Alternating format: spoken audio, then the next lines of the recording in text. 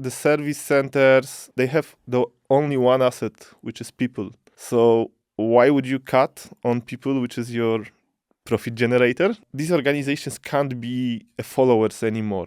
We should be the ones telling to our bosses and our stakeholders how to drive this business and how to make this business smarter. It's something huge that didn't happen for years. It is not evolution, it's rather a revolution. So we should build up our strategy upon that and understand that we don't want to reduce FTEs apparently. We want to reinvest. Continuous improvement of candle didn't brought us electric light. Yeah.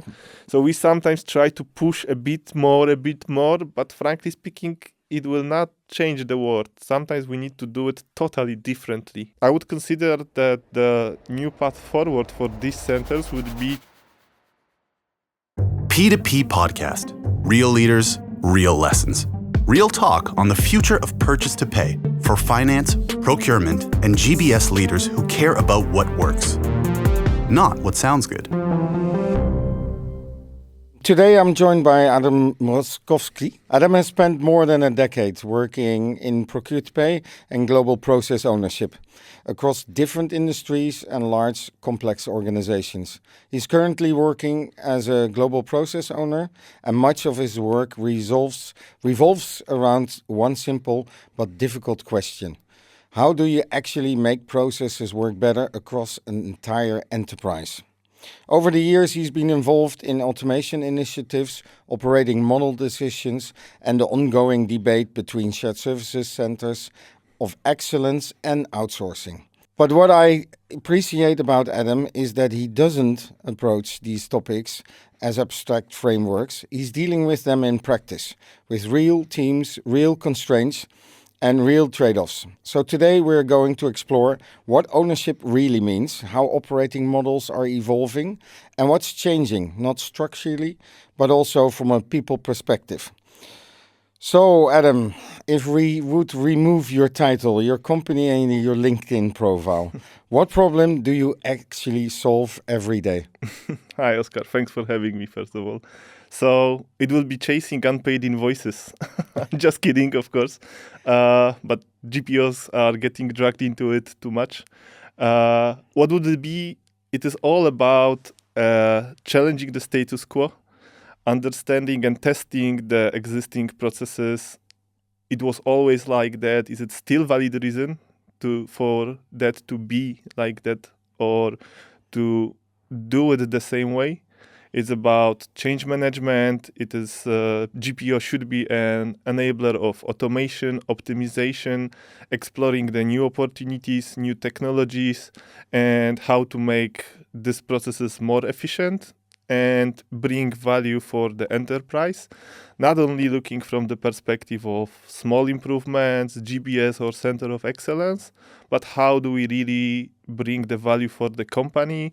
How do GBS and Procure-to-pay commit to the group and enterprise goals and make it material, measure it in the dollar value, commit to the P&L of the company, improve EBITDA, working capital, and in Procure-to-pay, I would say a cost avoidance, which is very often underestimated.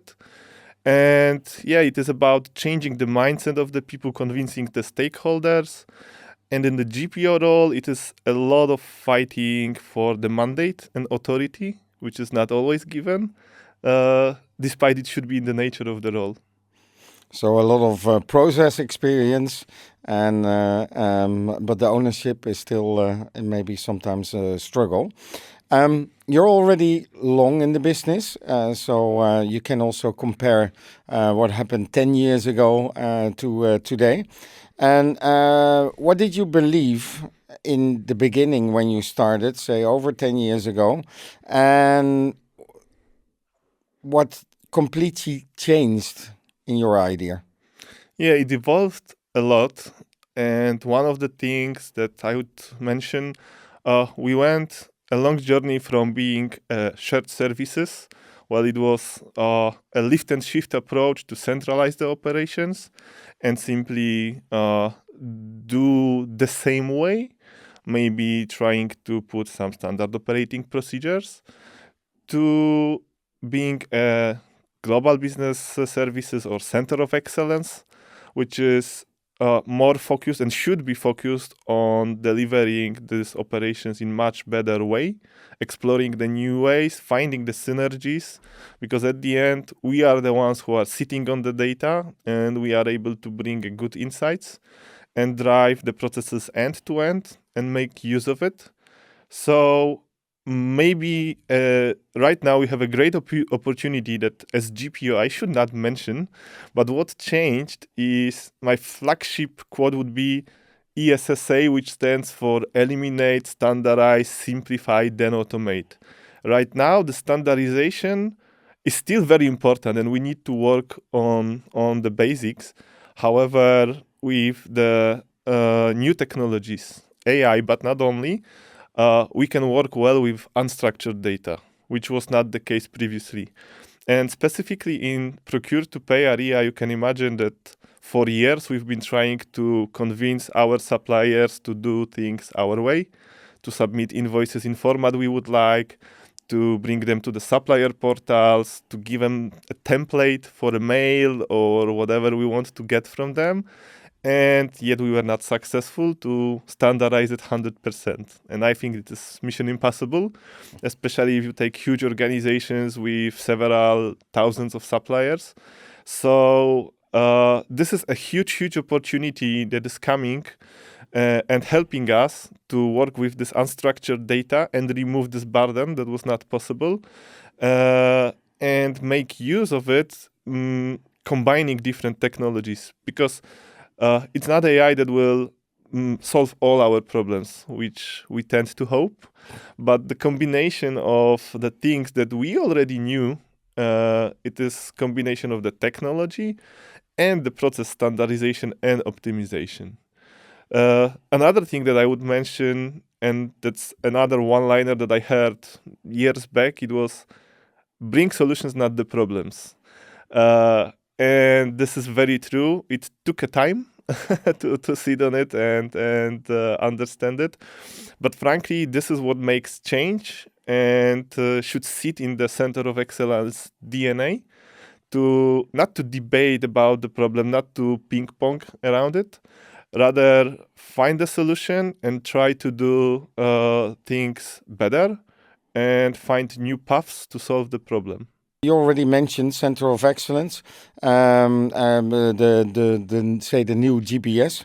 When the discussion about Center of Excellence versus BPO comes up, what is your natural bias? Well, I don't think that I have one. I would say it's not one size fitting all, and depends a lot of strategy of the company and how we want to structure our processes. Plus, depending also how mature the organization is. So nowadays there is one more important thing changing again, because we used to push let's say, quite standardized and repetitive processes to BPOs or offshore locations. Now again, it is the challenge is becoming our opportunity. So if the process is well standardized and repetitive, we should rather automate it than push it somewhere else.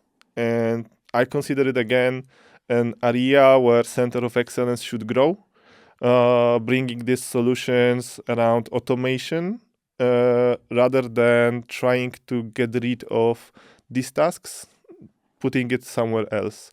And on top of it, if we are moving these tasks around, we risk losing the expertise about it and seeing the big picture, especially if we will again scatter it into the pieces. So we will lose the focus on the end-to-end goals and strategic missions that we want to achieve. Yeah, and maybe also good, because the Center of Excellence, that is also actually what you already mentioned, is bringing more value to the process. There is an industry report of the SSON recently reported that 90% of the shared service center organizations still define their primary targets as cost and efficiency. You already named the dollar value and the P&L. But when we ask what value means, 84% says it's cost optimization and 74% says it's customer satisfaction. So when we talk about value, do we still measure cost? I think we still measure cost, and we will be doing that. There is no doubt about it. As long as we will not change it as a leaders. So by the cost that you are mentioning, I think we are again referring to number of FTEs, couple of productivity improvements. Yet the service centers, GBSs, however we call these organizations, they have the only one asset, which is people.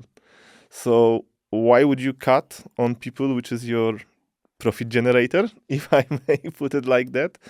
And I believe this is about changing the rules by proving the value and capabilities that these centers have, and developing new competences and changing the gears a bit. So these organizations can't be followers anymore. We should be the ones telling to our bosses and our stakeholders how to drive this business and how to make this business smarter. So as long as we will not twist it a bit and try to build it around a business case and the return on investment, I believe that this discussion around cost and number of FTEs will continue. And in the conference that we've been just attending together, I heard a lot of voices. So if we optimize, what's next? I will get 4 hours, so I will give something else to that person. But then I will accumulate it up to half FTE, 1 FTE. What do I do with these people? Yeah, so that's again a great opportunity to build the new competencies and skill up these people to or bring another business, maybe more complicated business. Because while we are talking about center of excellence, I would say everyone is starting from finance, then procurement, but there are much more operations that we can, and in Europe we are doing already, like transfer pricing, trade compliance. So there is a lot of more ambitious and added value things that we can do if we will skill up our people. Plus, I would consider that the new path forward for these centers would be to become AI or digital hubs, where we can again build these competencies and merging the experience of the people who know process very well and will improve in AI literacy. That's also the technology, the AI. Of course, we made decisions in the past based on the technology available. Also the processes available.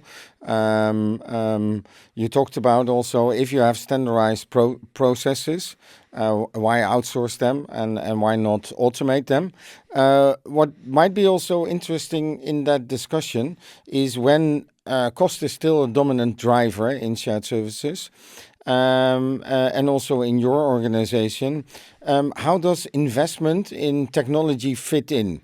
It's always a question whether is there a business case already or is there a business case which comes later? Yeah, that's another valid point. I would say how we can win it is to start from doing something, even with small projects, and trying to prove the value. The business case has to be there. That's clear. So we know that there are capabilities that we already have, and there might be some that we want to go for externally. But as long as we will understand what is the gain at the end of the journey, the business case and return of investment will become clear. Yeah, and again, I will tie it back to not only operationalizing or improving the day-to-day transactions that we are in charge, but more about orchestrating, for example, procurement, right? So if we have people who are simply transforming purchase requisition to PO, it's hard to call them buyers, right? It is something very administrative. So I would prefer this kind of people really reaching out to suppliers, trying to make a small negotiations, working on the preferred supplier panel, then trying to optimize and maybe put into the e-catalog stuff that can be bought regularly, rather than keeping them on these kind of operations. So it is a switch in the mindset where we want to bring that kind of value, and that's important if we talk about value. It's not about cost per service, cost per invoice, cost per PO, which is still measured and will be, but it is how do we bring savings to the company. Yeah, good. Yeah, you already also mentioned KPIs, the drivers, often also used in the shared service center to incentivize people, actually. But also an interesting part, what you're saying is actually is standardized processes we can actually automate. You also mentioned is people is your most valuable asset in shared services. That's also where shared service centers started, providing people and also the knowledgeable people. Maybe also interesting to see in that investment part. So you automate parts, but then you need to reduce headcounts. But you also, in the value perspective, mentioned that you also can add new services, new skill sets.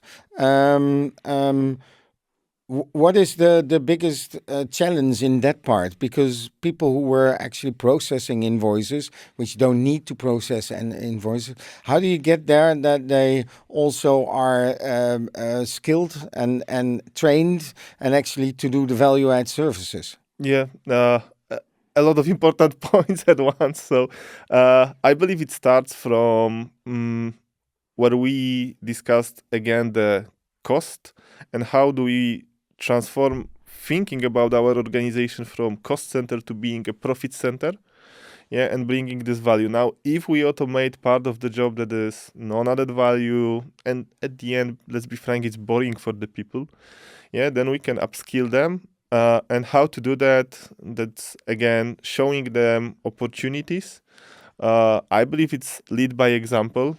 So you need to really walk the talk. And if you will let people, if you will keep on repeating, you need to do stuff with AI, but you are not giving them any training, you are not showing them that you are using AI and what are the benefits, how can they benefit even in daily tasks, then it will not work. And I believe that more and more people are interested in doing that more ambitious tasks.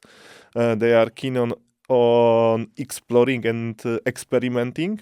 So this is the type of the assets, employers that we need. And then we should support them to make this change. And we need to be aware about this change very well. Because change management is very important in that story. It's something huge that didn't happen for years. It is not evolution, it's rather a revolution. So we should build up our strategy upon that and understand that we don't want to reduce FTEs apparently. We want to reinvest. So if we remove something that doesn't really matter, then we can use these people to bring the value. So, and again, not focusing on the small operations, but thinking how we can bring it back to organization. Again, in P2P, it can be working on DPO. It can be working capital again. It can be a cash recovery, for example, contract compliance. So there are plenty of areas that we didn't explore yet as deep as we should. Okay, interesting, good. You're also mentioning is actually you need to explore, you need to try out. And the good thing on trying out is that you often also fail. Oh, yeah. And can you have a nice practical example where actually the decisions were made might sound very good, but finally it didn't work out like you planned? Oh, well, yeah. I think the failure very often comes also from the change management, that we do not communicate this change well, why we are doing it. And then, especially in the area where we are trying to optimize and standardize, it brings to the organization, to the part of the organization, feeling that we might be taking some of the liberty out of them that they had previously, because they may not understand the bigger goal that we are trying to achieve. Yeah. On the other hand, I believe you are referring very often to that organizations are trying to make a PO just to increase the PO coverage, but they are doing it based on the invoice that was received. Yeah, so we are sometimes putting the process upside down, just looking at the metric that we have somewhere. Yeah, and that's we call that PO flipping, and then actually the PO comes after the invoice. And maybe it's also a good example where you already started in the beginning, in the name of the role, GPO, Global Process, and not specialist but owner. I think also what is the biggest challenge for a center of excellence to increase the value of the work is that you're also not fully ownership of the end-to-end process. So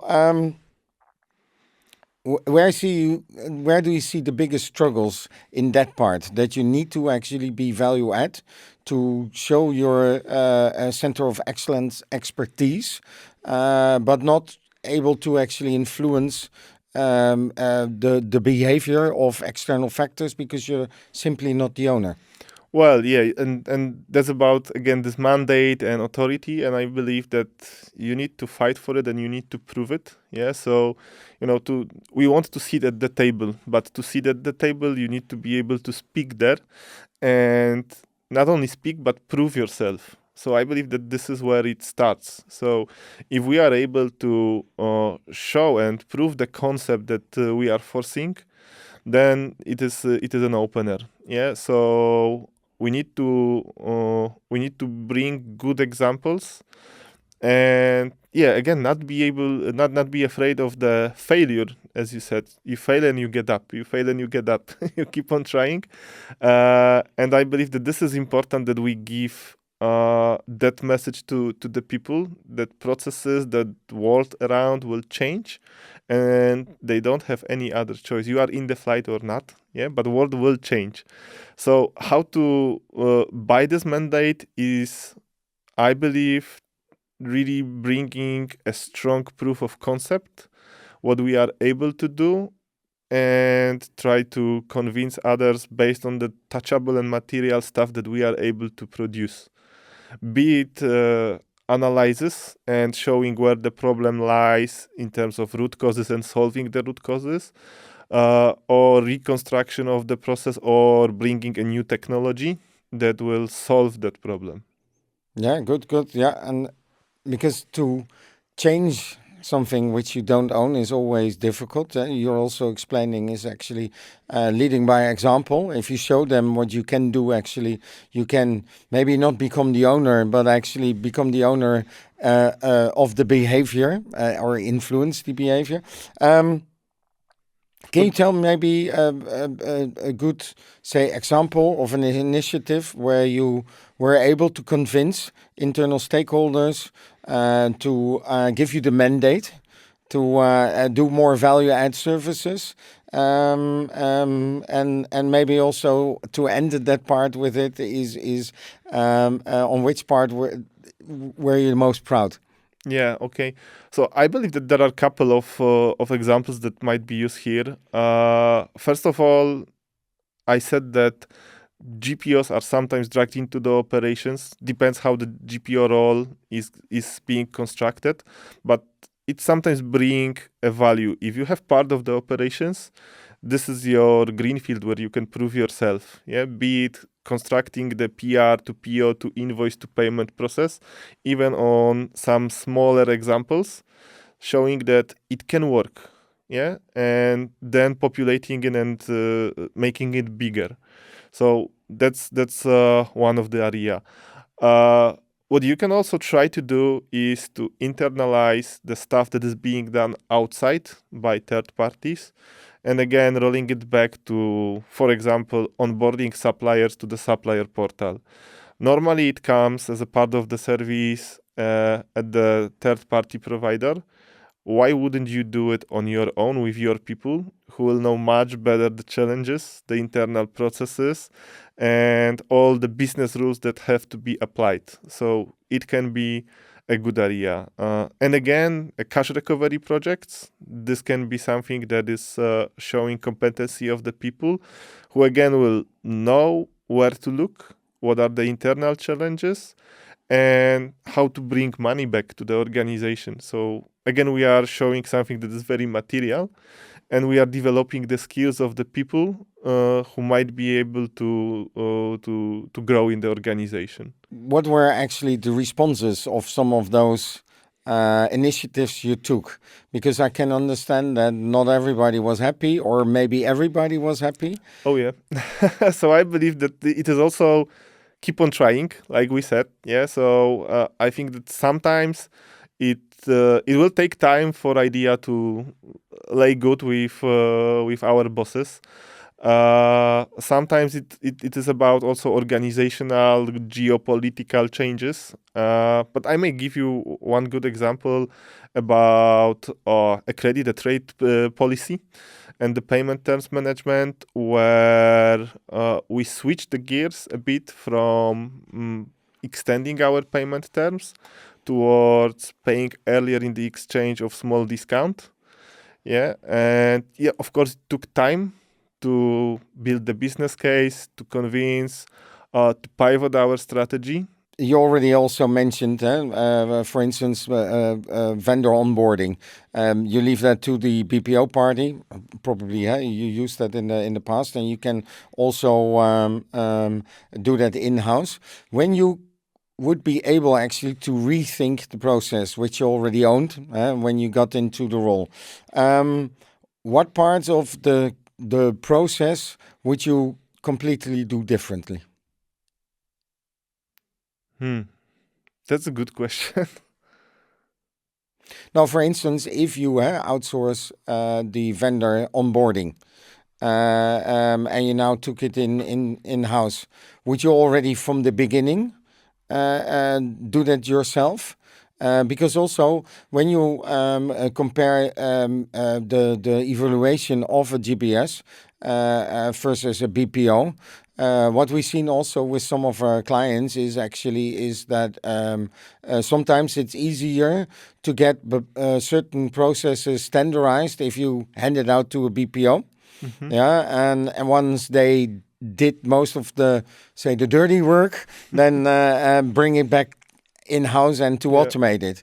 So also 10 years ago or 5 years ago even, we didn't had the automation, the technology we have today to enable actually and also make our life feasible to do a lot of stuff. So that might be a different sort of a trade-off to make the decision where we would not outsource something.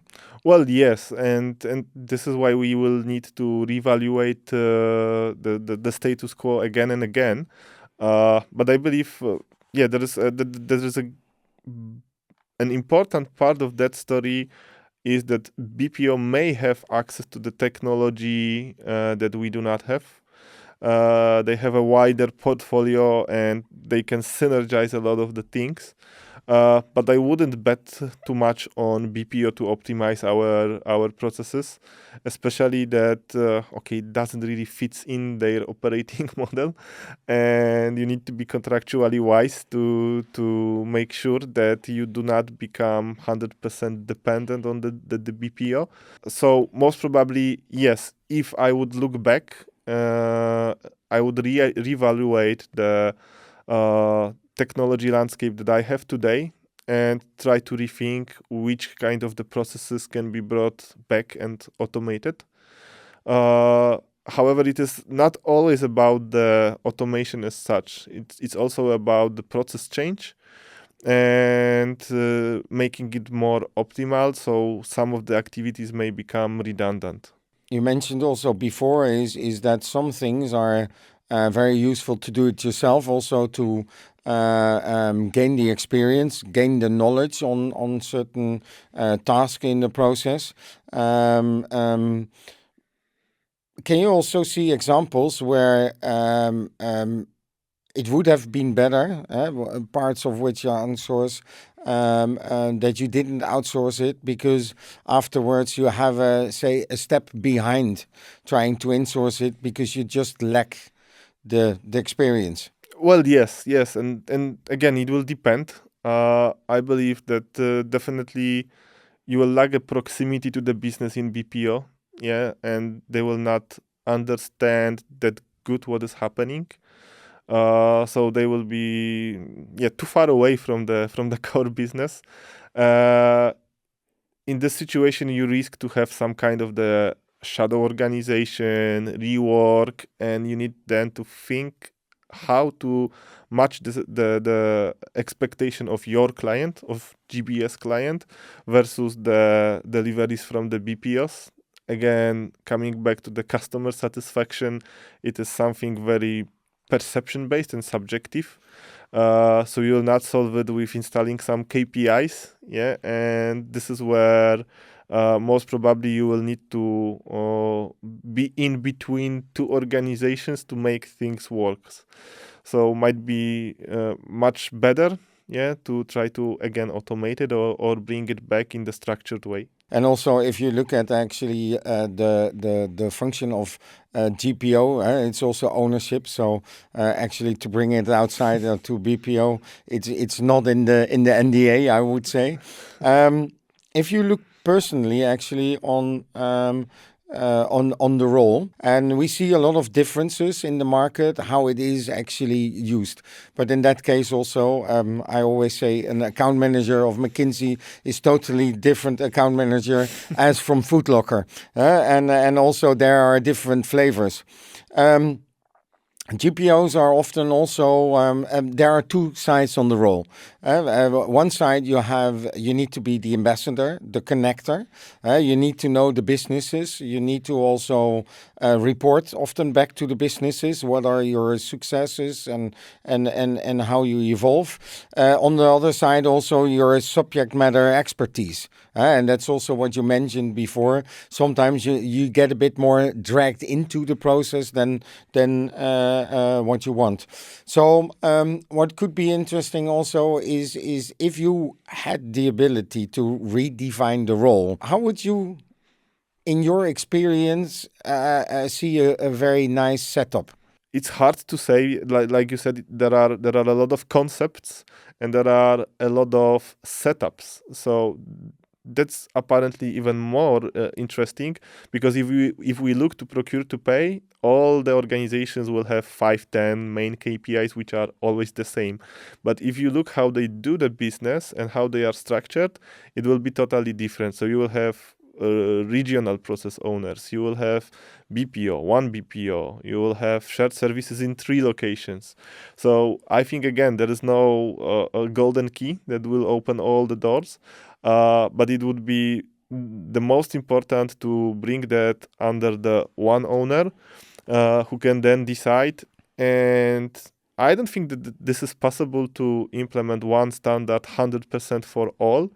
And we should use a common sense as well, because bringing standard just for standard and not being supported by business process is also not wise. Yeah, so we should be able to assess it and understand what are our gains and pains in that game. So you were once part of a big team, and now you're managing a big team. In all the changes you've seen in the last 10 years, what is one behavior you have now in your team? What would have surprised you if you had it 10 years ago? Yeah, I think, not to generalize, but what I'm experiencing more and more with younger generations is, for example, they are not that much open to call somebody, especially that they don't know, on the other side, or even meet. Yeah, so I believe all our organizations are paying from thousands and thousands of emails. but yet we send another email to solve the problem. Yeah. So I keep on saying to my team, there is a nice saying of Albert Einstein: doing the same thing over and over again and expecting different result is madness. Yeah, so I believe that this is something that we would also need to learn as a leaders, that the world is changing, and we will need also to figure out how to adjust that in our strategies, in the developing the teams and ways of working. But this was something that really surprised me, because I couldn't understand that. Yeah, why is it a challenge to call your colleague, yeah, in the company, or call the supplier instead of sending the email, yeah, or just jump to the team meeting? It was something that is very natural for me, for people around me. While I discovered that, it is very unusual for younger generation, and I'm trying to digest it and find a way how to change it forward. But another part of it is that people are much more open, I would say, and yet I really experienced that they are looking for different solutions, and I believe that they are challenging much more and much often what and how we are doing, which apparently should be supporting us in our leadership roles. So this is something what I really appreciate, and I believe that this is something what is really helping GPOs or continuous improvement teams if people are bringing their problems, and that's something what I would imagine GPOs should promote, saying, that's my office. The doors are always open. If you do something which you feel bad about it because it is stupid, let's discuss it. That's our opportunity. And we should not kill the creativity. Yeah. So that's important, that we should promote that behavior and really try to embrace and try to make use of it, that people are keen on challenging that and bringing the new experience, trying to do something brand new in the way that we couldn't imagine before. So I believe that we also need to learn, and upskill ourselves. Yeah, but that's an interesting part, because when I hire people and we do the interviews, I always give them the quote of Steve Jobs. I try to manage where I'm not telling people what to do, but I hope that people come in and tell me what they gonna deliver. And so a lot of autonomy in their own development. But that comes also with a certain accountability. And what my experience is actually when you talk to the people, to the new generation, they really love it. They sometimes also choose the job because of this, that they get a lot of autonomy and that they can influence their own future. What I only sense in a lot of cases is that that there is also a responsibility to it. It's something they rather not have, and that they find it a bit more too much expectation. How do you experience that in your work? In this aspect, it can be frustrating to younger people, who are trying to really achieve something very quickly, which we know that we've been building that for years.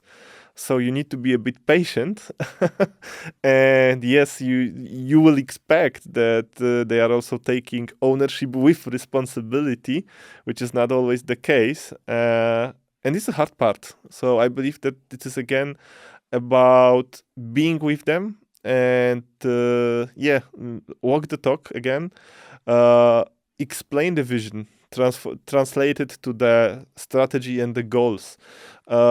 Keep them close to what you are trying to achieve, because at the end, this is your team. If they will not understand where you are heading, it's pointless. They will close themselves in silos. They will just try to do something, and maybe they will be afraid to, raise a hand, ask the question. So I believe that this is very important, to be extremely transparent. What are the goals? Why we are doing that? And I believe this why is becoming much more important today. Previously we haven't been challenging that so much. We just took our work, went to the corner and do the job. Now it is much more important why. Yeah. Which is again good because it's enabler for the improvement. Yeah. Yeah, I can see that, and also you say don't kill the creativity, but I can also understand that that might be a big challenge in your work, because you said before as well is if you talk to the stakeholders and you want to change something, people don't want to change. So the first thing is, why should we change it? We always did it like this, and it works out fine. But I think also in P2P, there are just things which are like that because they are like that, and you can't change them that much. So you can be very creative, but you still need to explain the why, that the why is that's how the process is built up. Yeah. How do you manage actually that challenge? Well, I think it is, and it is important to understand because very often we call P2P, we say P2P, but we may mean AP. Yeah, and then it is totally different story. So again, why it is important? Because if we just look from the AP perspective and we have our KPIs and stuff that we are trying to do, then you will close your eyes for particular part of the problem. I want to have a PO. That's great. Why this guy is not doing GR on time? This is just what we see. But then you need to understand the full process. Yes, he's not making GR because maybe he doesn't have goods. They are in transit. Yeah, so an email and workflow will not change it. Yeah, embrace it. So we need maybe to inbuild it in our systems. Then again, understanding why we need to speed up some payments, why we can force some solution with one supplier and not with the other, why some suppliers are more important than the others. This is giving a better understanding, and this is what I'm trying to promote, to go out of the box, go out of your zone, go out of your comfort zone and try to see the bigger picture, try to talk to the people and understand what are their challenges, why it is happening like that, because this why is good. And I always tell my team, apply 5 whys. Yeah, then you will arrive to the root cause. And then if you have the root cause, you can manage it. And again, you may fail, you may not be successful at the first trial, or at least you will arrive to that point where you will understand this particular problem is not manageable. So don't manage it. Yeah, you will have other opportunities.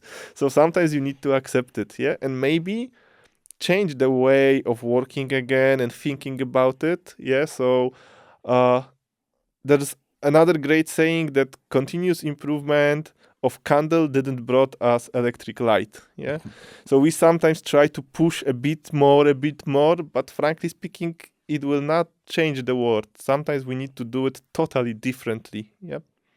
And in your team, actually, where do you get the most resistance of the people? Oh well, yes, I believe, and it is long game of shared services, GBSs. That this is not my scope. That's my scope. That's my part. I'm responsible for that. But would it make a harm if you will do a bit more? If you will try to understand and cooperate with someone else? I believe that this is something what, like you mentioned, I want to have my responsibility from here to here, and that's it. Yeah, so I don't care what is happening before or after me.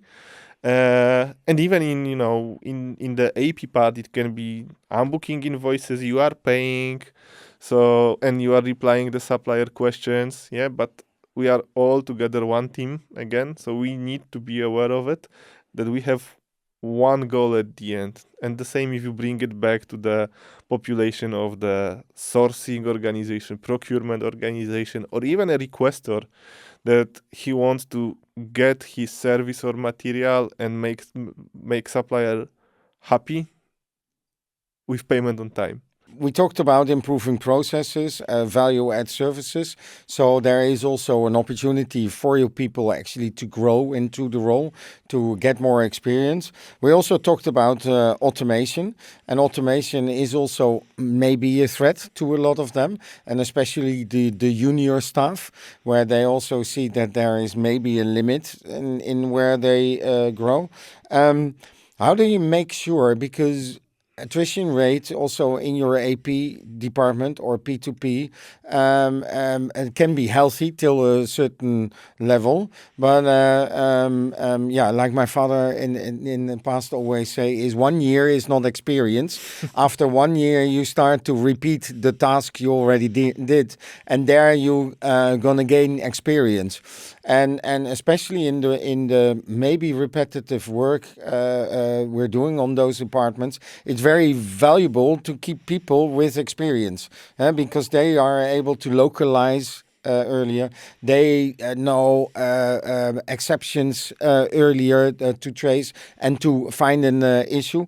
How do you manage that part? That's valuable as long as we keep our people focused on the meaningful stuff. Yeah. So again, knowing exceptions, that's great, but why do we have these exceptions? Why do we have different behaviors and different processes? So this will make value. So it is again about upskilling the people and giving them better opportunities. Yeah. So again, running back a bit to the procurement, what I'm passionate about is, especially in the area of indirect procurement, because for direct it is usually much more structured, at least in manufacturing. But you can give opportunity to the procurement people by upskilling them towards negotiations, rather than transactional job, like we said. Yeah, orchestrating that this payment in the concept of guided buying. Yeah, so to give them again the task and ownership. You tell me, you are sitting on the data, you are seeing what is happening in the system, you are seeing what people are buying. Build a strategy around that. Yeah, and why would we be buying the same stuff from 10 different suppliers? Why don't we consolidate the spend? Yeah. Why would we keep 10,000 records of suppliers rather than putting this into one reasonable channel? Maybe putting a strategy around the threshold. So we should not, try to be holier than the Pope. Yeah. And looking at $50 invoice or purchase requisition 10 times. Yeah, maybe we do not have a big opportunity to optimize there. So we can try to solve it with some purchasing cart programs. Yeah, but we can think about RFP, bidding, e-auctioning on bigger stuff. Yeah, and then develop the negotiation skills of the people, making them feel more important by bringing that material and visible value. If Monday morning you come to the office and not even your boss, but the board is saying to you, here, Adam, you get one golden egg, and one golden egg represent actually one idea, which might be fully yours, and you have all the possibility and budget actually to fill it in. What would be your next actually project which you would like to implement? Unfortunately, we keep on dragging a lot of small repetitive operations. So whatever I could, I would implement the solutions to automate that part. And then if I can get rid of that, I will be the happiest person in the world. I believe that there are a lot of ideas and very good scalable. Yeah, so even if you take right now any AI tool, you can see how good it is performing without any learning in extraction of the data. So this might be a great example. Replace your OCR provider. Build this in-house. Yeah, we spoke about statement reconciliations. Try to automate that part. Maybe we receive thousands and thousands of emails from our stakeholders or suppliers. Again, this is unstructured data, but nowadays we have a tools to remove that burden of unstructured data, and then just think about how fast may it be, especially if your footprint is global, then you are 24/7 on. Yeah, the reply can be generated almost immediately. And on top of that, we are able to remove the language dependency today. Maybe okay, not 100%, and the quality of it may require improvement.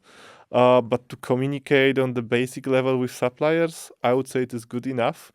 So I didn't give you one project, but a couple of ideas. But you told me that budget is unlimited, so I'm just shooting the new ideas. Yeah, I was just thinking, I just gave you one egg, but you took the whole box. But thank you very much. I think very insightful. A lot of learnings and a lot of good examples. Thank you very much being so open to share this with us. Thank you, Oscar. It was my pleasure.